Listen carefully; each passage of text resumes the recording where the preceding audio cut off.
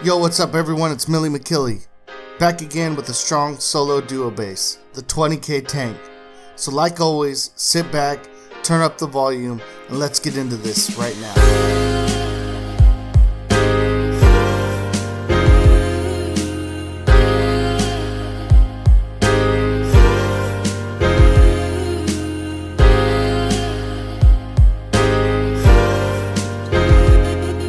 Alright everyone, this is the 20K Tank, coming in at 21K stone, 6K wood, and 5K metal.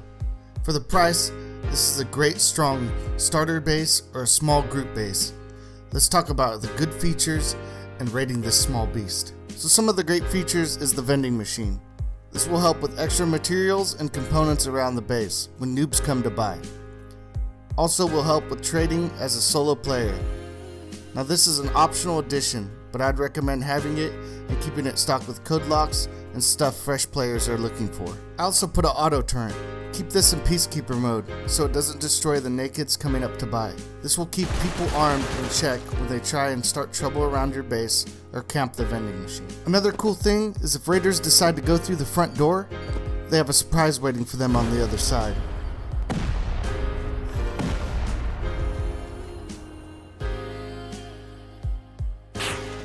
You could use these shotgun traps to bait or trap people and seal their fate with an instant death. One of the best things about this base is that it has tons of storage. If you always find yourself looking for room, this is the base for you. You could set this up how you like and you could even have more storage if needed. So let's talk about rating this tank.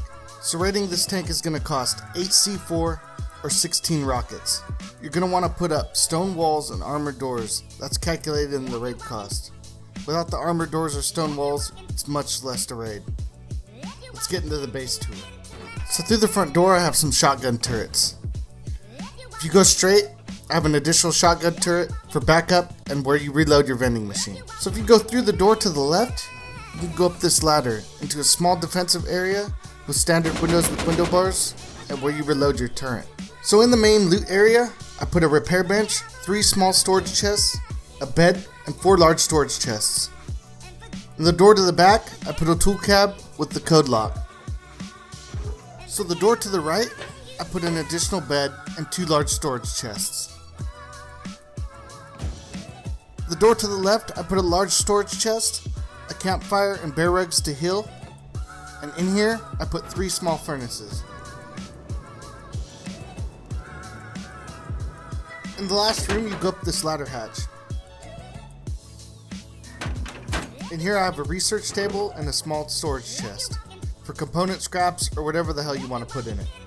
This top layer is also honeycomb and acts as an additional wall for raiders that try to go through the roof. Let's get into the base build. So start with 2 squares side by side. Put them up good and high off the ground. Put 2 triangles on either side, then 3 triangles on both sides. It should look like this when you're done. Now pick one of the 3 triangle sides and upgrade the floors to metal. If you don't have it, stone is fine. Put the walls and roofs up and upgrade the walls to stone.